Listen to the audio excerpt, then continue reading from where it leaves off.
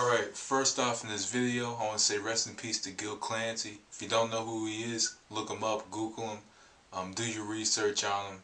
Just passed away, I believe last night. Rest in peace to Gil Clancy. So anyway guys, welcome to the distance. I just had to take a moment to, kind of show a little bit of respect and appreciation to Gil Clancy. As a kid, I listened to a lot of his commentary as a kid, and I learned a lot just by listening to him as a kid. And unfortunately, he's gone, but hey, we all gonna die someday. So anyway, the subject of this video, the heavyweight division's Final Four. As we all know, with NCAA basketball, this is that time of year for the Final Four. Despite the fact I don't watch NCAA basketball, you got your March Madness, and then you got the Final Four, which leads to the championship, and it's in that winner take all type system, which is pretty much what it's like in every sport, including our sport, boxing. So over the last few years, we've had a bit of a March Madness. Hell, we've had just straight up madness in the heavyweight division. Full of bad fights, fighters who don't even want to fight the heavyweight champion because they're not ready. Mac, perfect example of that. A lot of B-level guys, kind of, being catapulted to where they shouldn't be, or just all kinds of just shit fights, happening in the heavyweight division. And this is coming from a person who's actually tried to defend the heavyweight division numerous times. And also something to note is with the Klitschko brothers, a lot of people are just intimidated by them.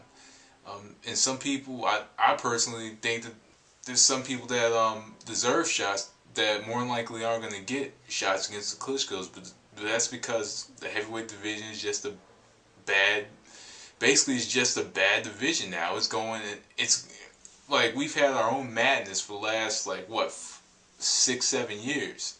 Since Lennox Lewis retired, we've had a lot of just madness in that division. So now, in 2011, we're coming down to the Final Four. The Final Four, in my eyes, these are the top 4 fighters in the heavyweight division. Number 4 would be Tomas Adamek. Number 3 would be David Haye.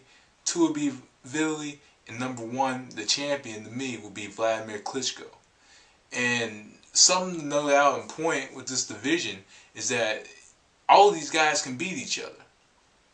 Like, if you had a little bit of a tournament with all these fighters, they all could beat each other. It's like if you look at, and let's look at it hypothetically.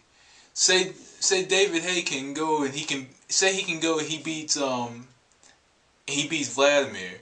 Vladimir can go back and he beats Adamek. Adamek beats Vitali. Vitali beats Vladimir, so forth and so on.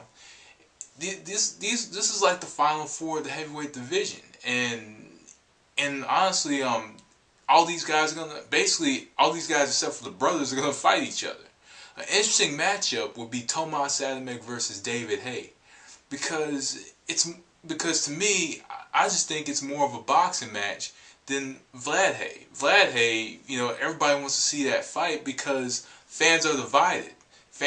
You got your Klitschko fans and you have your Haye fans. And I'm seeing it every day on YouTube, every day in the boxing forums, about how Haye's gonna massacre Vladimir, or how Vladimir's gonna make Haye's face look like a pizza, like on the ES News video.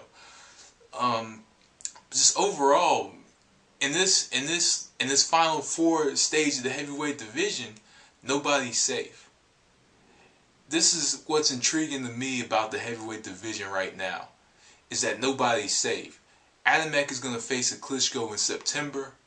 Haye and more than likely Vladimir are going to face each other during the summer, preferably June 26th, because I will not be in town July the 3rd. But you guys get the picture.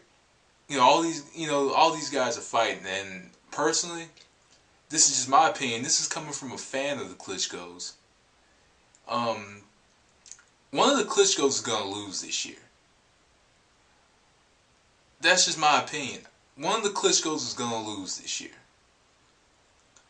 and I might be wrong. You know, they might go in and obliterate everybody, and the heavyweight division is back to square one. But one of the Klitschkos, I think, is gonna lose this year. Maybe both. If both of them lose, then I bet you HBO would jump on the opportunity of showing Adamek versus Haye. You know, they probably, or do something to build that fight up. And then, you know, with the like there's no chance in hell that Vladimir and Vili are gonna fight each other. So we can just toss that fight out. The only way they would they would fight each other is if they both lost multiple matches, ran out of money, and that would be the last option.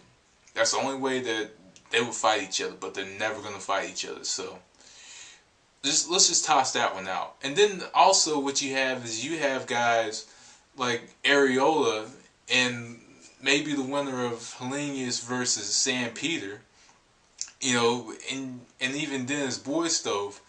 You have these guys coming up, and that guy Malik Allen, who knows with him, he's probably just a shit talker. I don't know what he is.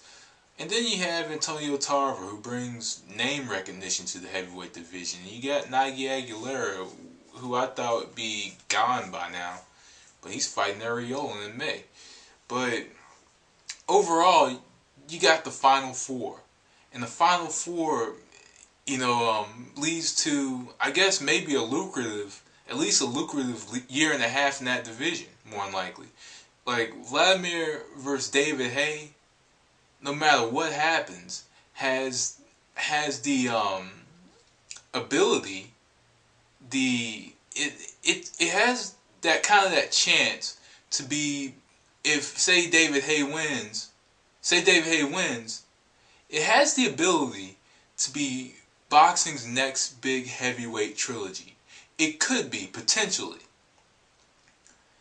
You know, that's just my opinion. It potentially can be boxing's next decent heavyweight trilogy. Because let's face it, we haven't had a heavyweight trilogy since or a decent heavyweight trilogy since Ruiz versus Holyfield. You know, but other than that, you know, with two champions on top of the game right now, you got two guys that are getting more dangerous as fights progress. You know, at this point of their careers, you know, it can be a trilogy if done right, if done correctly.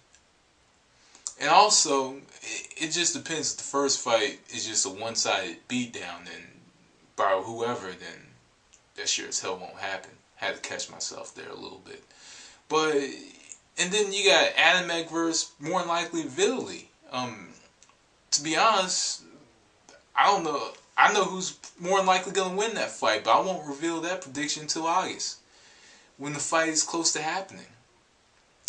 But, like I said, all these guys can potentially beat each other, and we're down to kind of a Final Four. You know, all the belts, a majority of the belts are with the Klitschko brothers. David Haye has the other belt. He's the super champion. I don't know what the hell WBA was thinking with that one. Might as well just make him a regular champion. But, you know, David Haye's a super champion, and it's odd with the WBA because they're championship, you got all kinds of championship belts. But something also to point out is how WBA did Shigaev when he fought Klitschko. And they didn't let that belt be on the line, but they see a lot of money in Haye Klitschko, so they let, I guess they more than likely will let the WBA championship on the line. Who knows? But overall, I'm not going to break down each fight, but it's just something I noticed the other day, that we're down to kind of a Final Four. Top four fighters in the division are all going to fight each other, except for the brothers, of course. But more than likely, I think that one of them, the brother that comes out victorious, if either one of them do, you know, the one that comes out victorious at least beats three out of the four. I mean, pretty much beats all three, more than likely, or even two. David Haye has the ability to beat at least two. Adamek has the ability to beat at least two. You know, all of them have the ability to beat at least 2 fighters within these 4 other fighters, these 4 other opponents. So it's interesting to see what's going to happen in the heavyweight division within the next year. Even though we have no prospects coming up, we at least have these 4 guys on top of the game, and maybe you could build a prospect. You know, maybe that Tony Z guy. No, I'm fucking with you guys. Hell no. But anyway, guys, that was the distance. Thanks for watching. Peace.